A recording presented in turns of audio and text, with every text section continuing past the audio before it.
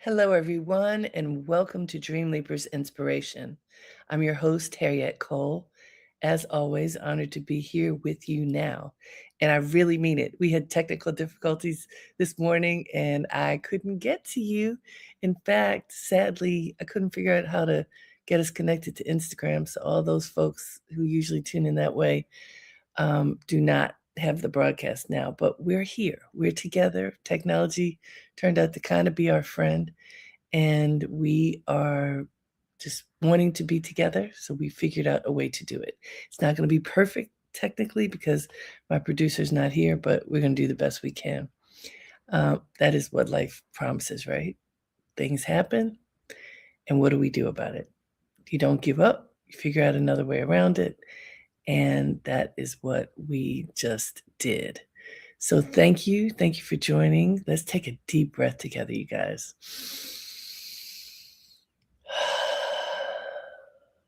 Just be present. Take in this moment. We get to share this moment together. And boy, oh boy, as I was trying to figure out how to connect to you, like, oh, I don't want to give up.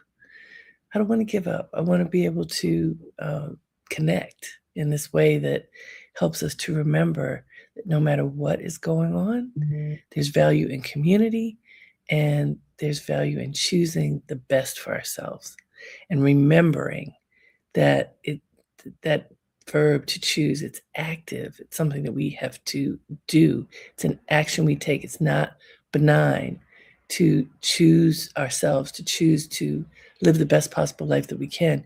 It takes effort and action, even when you don't feel like it. And I think especially when you don't feel like it, when sometimes we feel like I just want to give up. I'm tired. I don't want to do this anymore, whatever this is. And there's something to that, which is why this week's message is a little different from some others. It's very simple: value rest. And I've been thinking about this and observing other people and just kind of paying attention to the pace at which we live, many of us. And someone pointed out to me, actually, my friend Michaela Angela Davis, who I spoke to on my other Dream Leapers podcast. I interviewed her recently about a book that she's written, a memoir called Tenderheaded, and also about her health journey, which is riveting. So if you have not watched or listened to that interview, it's on my website, harrietcole.com. She had a major health scare and is surviving it. And as a result of the aftermath of having had surgery and needing to recover, she talked quite a bit about the value of rest and the absolute requirement for rest, and how in the past, she's a meditator like myself, and in the past, she would often meditate, but not necessarily for the healing properties of meditation, like for your being, but more for the inspiration for creativity. And so this notion that there's always an agenda. The agenda for meditation being, okay, I can be way better at what I do. I can become that much more inspired because I meditate. And for sure, that can and does happen. But she said now, at this stage in her life where she's healing her body, rest for rest's sake, meditation for healing the body, the being, those take precedence over the agenda-focused meditation that might be so that you can be more productive. I thought that was really interesting. She also pointed out something that I used to say a lot, that I have been contemplating and wondering, do I have a new thought about how I want to consider how I spend my time. And by the way, I see Kimberly. It's slightly sunny in Detroit. It is not sunny here. It's gray in New York City, but we're here. Um, I used to say with a lot of intensity that I do not believe in downtime. I mean, I've said it on many stages. I do not believe in downtime. And Michaela challenged me about this a little bit in our conversation, and it made me think. So, what I have meant by that is I think all time is valuable. And even when we are spending time taking care of ourselves, that I don't want to think of that as downtime because it's important time. If it's rest and rejuvenation, if it's meditation, if it's massage, if it's exercise, whatever it is, if it is something that you consciously are doing that's you believe is good for you, I don't consider that downtime. I consider that conscious time that you have decided that you're going to use in a particular way to benefit yourself. But also, when I think about myself, and there are many who will tell you this story, I work almost all the time. It doesn't matter if it's the weekend, it doesn't matter. I work. I work, I work, I work. I know probably many of you do too. And I also am a night owl, so I often am up late, but I have trained myself to get up early in the morning. And so this notion of valuing rest, really being still and going inside. I do believe in meditation, but also sleep, like literally going to sleep and getting rest and allowing the body to rejuvenate. I can definitely say, if I'm telling the truth, I don't do that enough. And many people don't do it enough. So I know I'm not alone, but it doesn't make it any better that it is true about myself. So value rest.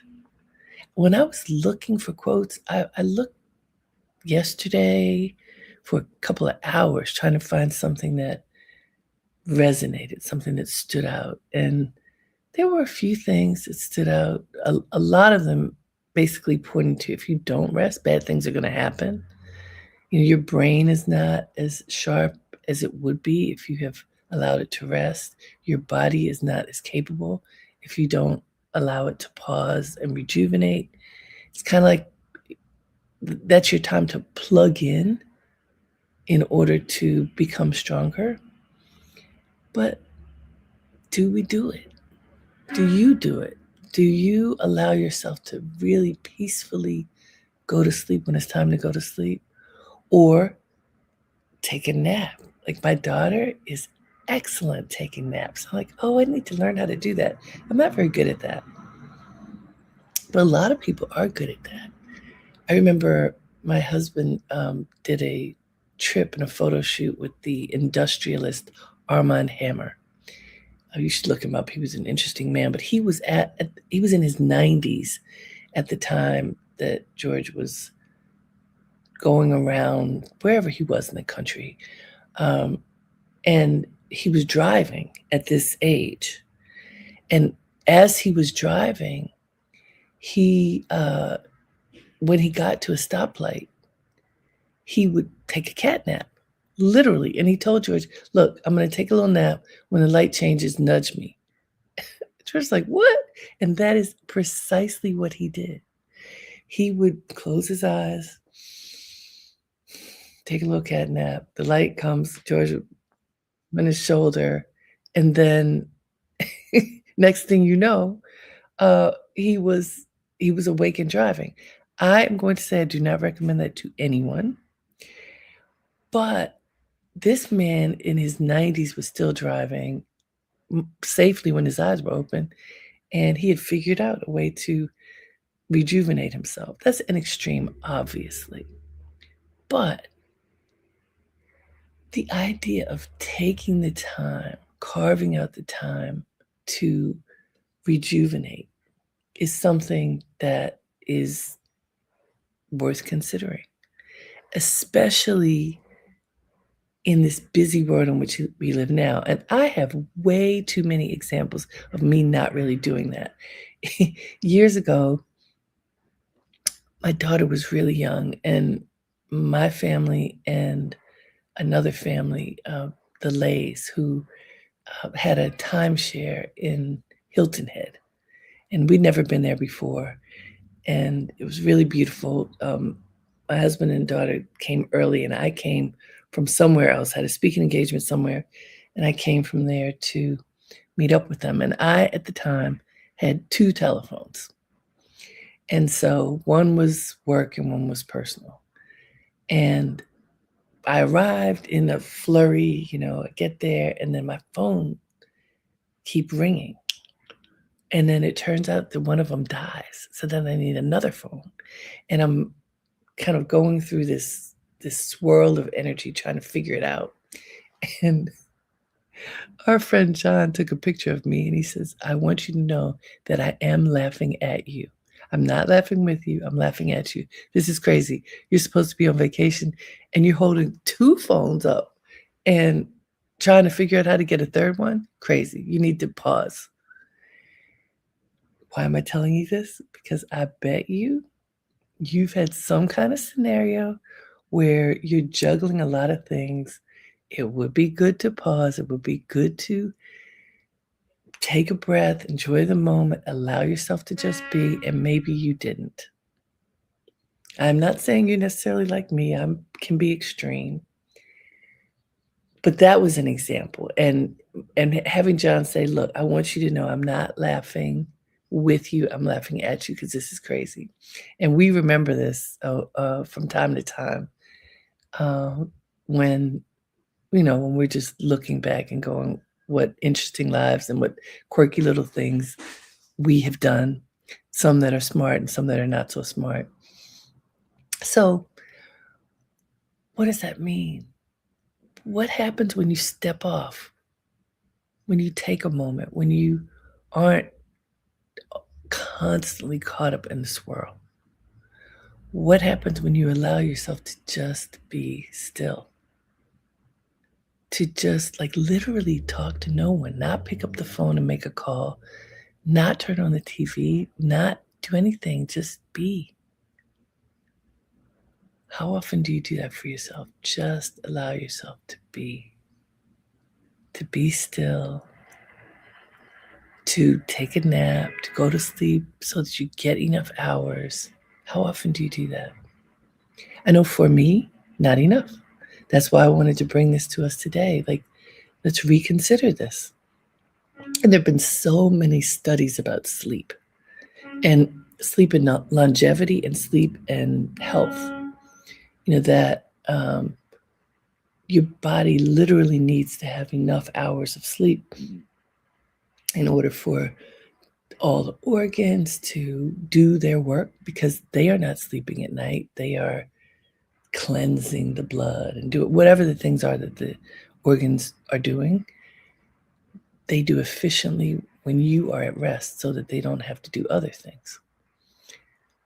But if you don't sleep soundly, if you don't sleep long enough, if you haven't put in your vessel, in your body, what you need in order to be at your healthiest, then sleep may not be sound. Sleep may not be as healing as it could be. And when I talk to people, and I challenge you to do this in your world, ask your friends and loved ones, how many hours of sleep did they get last night? When did you go to bed and when did you wake up? If you ask on average, people have to then think about it, and then often we think about it and don't really want to say, especially if it's too short, just ask, last night, how many hours of sleep did you get? I'm pretty sure it's supposed to be 8 hours.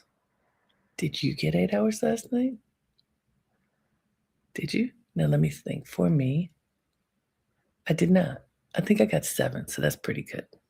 For me, that's really good because it's often not as much, because again, I like staying up at night is a thing for me, but it's not so good when you have to get up early in the morning. But what if you if you promised yourself that you would give yourself 8 hours of sleep tonight? 8 hours tonight, 8 solid hours. So you figure out when you need to go to bed based upon when you have to get up in the morning and actually do it. And then what happens? How does your body feel? You know, as I was looking for quotes, one of the things that I saw suggested that whenever you have to make a big decision, make sure you make it after you've had rest. Don't have it as a knee jerk. Don't have it under duress of fatigue, but allow yourself to be rested and for your body and your mind to be at ease. And then you make a better decision. If you have to make a presentation, don't stay up all night so that you're worn out and the next day you're making it, but you're making it through the agitation of not taking care of yourself.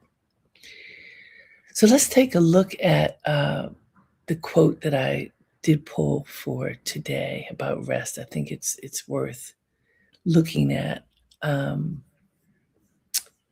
And let's see. Natalie, I think you were going to, yeah, there we go. Here we are. The way to a more productive, more inspired, more joyful life is getting enough sleep. This is from Ariana Huffington of the Huffington Post. And I've met her. She is a powerhouse woman.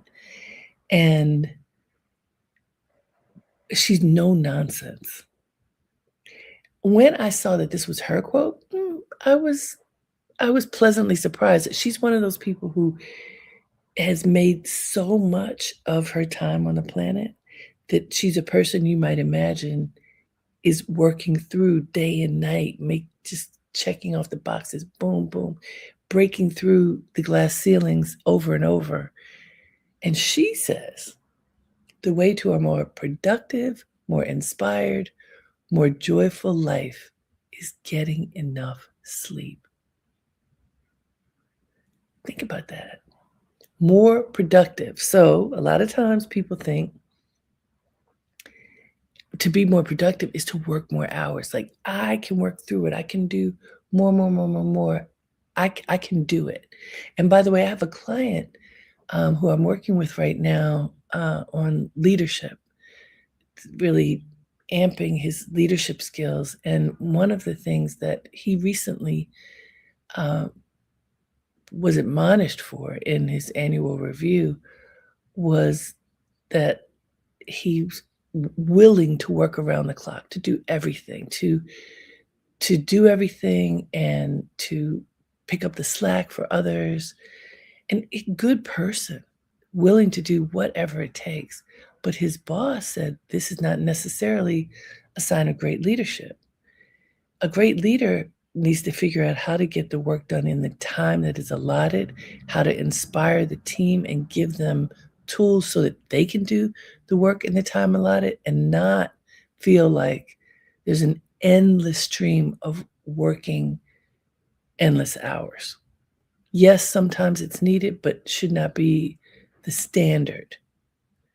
And so he was very surprised that he got a negative review because his effort is huge. His willingness is huge. But that effort and willingness don't necessarily equal productivity. If it's just the willingness to go 24 hours if you need to is not the same as skill and time management and the reality check of how well am I doing this. So that Ariana Huffington suggests that if you get enough sleep, you're going to be more productive because you're going to think more clearly, you're going to make smarter choices. And if you have the skill to do whatever is before you, you're going to be better able to engage the skill because you've had enough rest. She says you will be more inspired. Doesn't that make sense? To me, when I feel rested, lots of inspiration comes to me.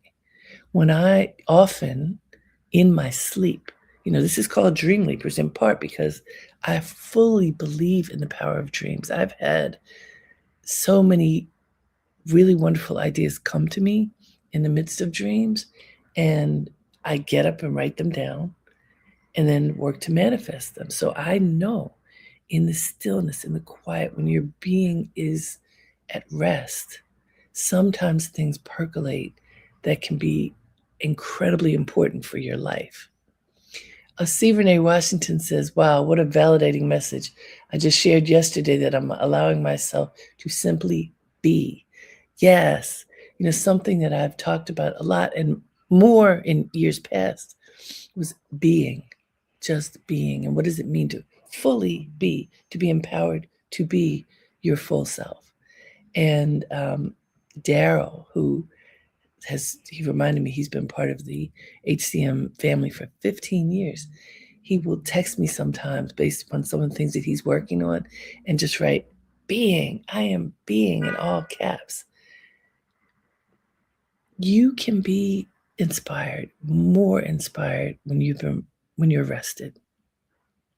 When you allow yourself to rejuvenate, you plug in, into the socket and rejuvenate your being. We see this with electrical things that get a charge. We are electrical. The human body is electrical. Imagine if we give ourselves the requirement, but also the gift of rest, which is like plugging in. And then she says, it's not just the way to a more productive, more inspired, more joyful life is getting enough sleep. Joy. Joy to me is a choice. What happens when you wake up in the morning? What attitude do you have when your feet touch the floor? No matter what is going on in your world, it is possible to choose joy. But imagine if you set yourself up so that it's easiest to access joy if you put your body in a position where it's grateful. Your body is grateful because you gave it rest. Your body is grateful because you gave it water to drink. You've hydrated it. You fed your body. You've allowed your brain to be still so that your brain itself can rejuvenate. These are such basic things and profound at the same time. Ariana Huffington says the way to a more productive, more inspired, more joyful life is getting enough sleep. If you believe this, not that it's not just something that is written here, if you believe this, try it. Allow yourself, require yourself to go to sleep a half hour early, an hour earlier. Create a discipline that honors you in this way and see what happens. A lot of times, like if you get headaches or, stress feelings in your body, your digestion isn't good, your attitude is sharp, judgmental, getting enough rest can soften that. It can soften the hard edges and sharpen your awareness. Isn't that interesting? Think about it. It can soften the hard edges. So a sharp tongue, lashing out before you really think, being judgmental because you just can't deal with whatever it is. So it can sharpen the hard edges so that you don't feel you have to do that. Soften the hard edges and sharpen your brain, sharpen your awareness, give you a better ability to see whatever is before you.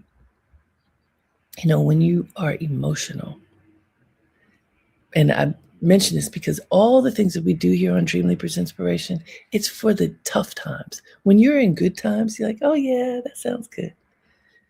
But when you have the tender times, when things are not going as well as you'd like, when there's hardship of some kind, and sadly, most of us have hardship.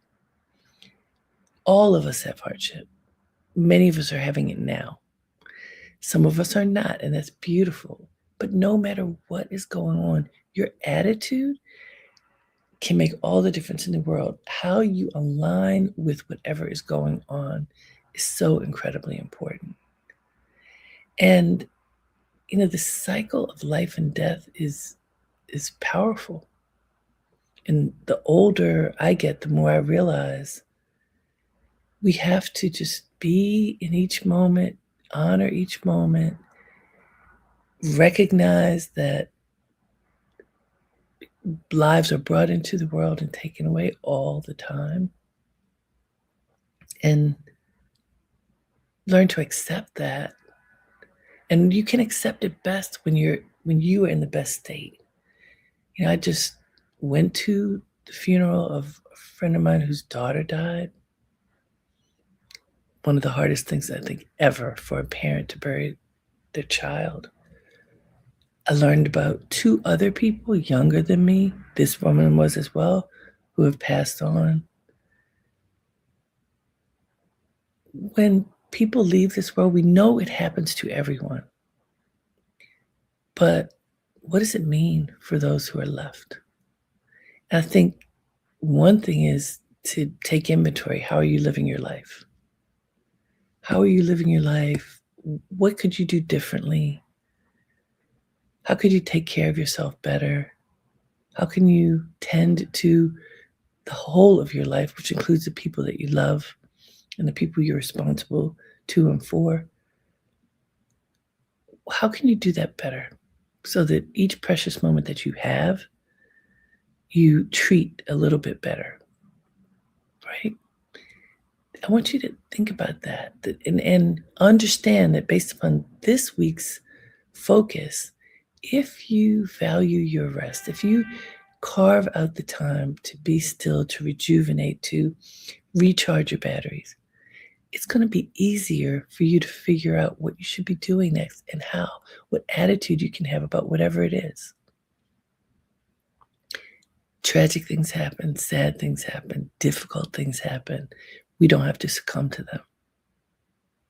We really don't.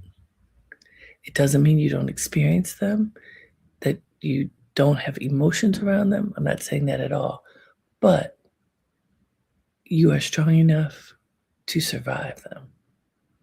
And if you make smart choices, which is what I tell my daughter every day, make smart choices.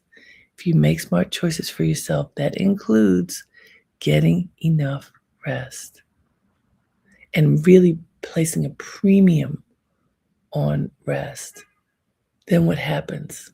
Then what happens in your body and in your being? I mean, it works. It's a discipline that you want to create. And by the way, when you don't do it, forgive yourself. The other day, last week, every day, I had to get up extremely early because I'm on a board that was having an international meeting in India, and I did not go. There were a few other people around the world who didn't go. So we used technology. We used Zoom to be able to have meetings every day with the entire group. Well, because of the time difference, for me, most of those days, I was on camera at 4:30 in the morning. You have to get up, refresh, look your best, and have a fresh brain. In order to do that, it meant going to bed earlier, but it was also completely off my rhythm. So by the end of the week, the last day that we actually met, for me, 4:30 in the morning, and the same day, 11:30 at night. And I had a very, very long day, so I was up almost 24 hours that day. Was I at my best at the 20th hour? No. Was I able to participate? Yes. Every now and then, you have to be off of your regular rhythm. You have to extend the time in order to do whatever you have to do, but later you have to rest. You always have to rejuvenate, and I did. I am not saying that every day you're going to be able to follow this rhythm of getting your 8 hours, doing all the right things, eating all the right things, getting all the right exercise, all the things. I'm not saying that every day is going to be perfect for whatever reason. Like last week, my schedule was different. But if you're aware of it, then you Figure out what you can do to best take care of yourself, and as soon as possible, come back to center. Value rest, value yourself, value your state of being and your peace of mind. When you do that, life is sweeter. I promise. I'm seeing it, and so I know you can see it too. Thank you for joining me today. So sorry that we started late, but I'm glad those of you who were able to join could join. Until next time, have a great day and make it count. Namaste.